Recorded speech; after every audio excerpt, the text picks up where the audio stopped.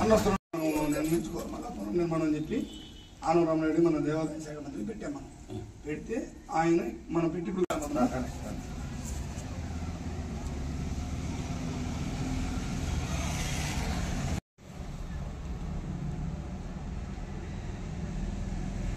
అందరికీ నమస్కారం.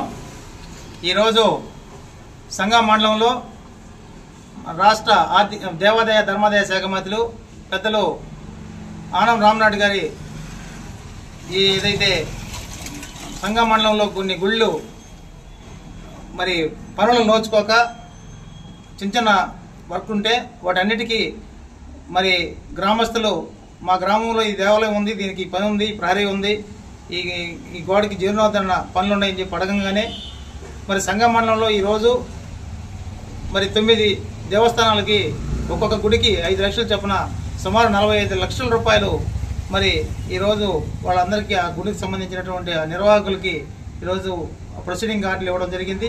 మరి అదేవిధంగా 8 గుళ్ళు ఒక్కొక్క గుడికి 10,000 రూపాయలు ఏదైతే ఆ పూజారిగా ఉంటారో ధూపదీప నైవేద్యం కింద 10,000 రూపాయలు ప్రతి నెల ఆ పూజారికి చెందే విధంగా ఆ ప్రొసీడింగ్ కూడా ఈరోజు మండలంలోని అన్ని దేవాలయాల్లో అన్ని గ్రామాల్లో ఈరోజు ఇవ్వడం మాకు చాలా సంతోషంగా ఉంది.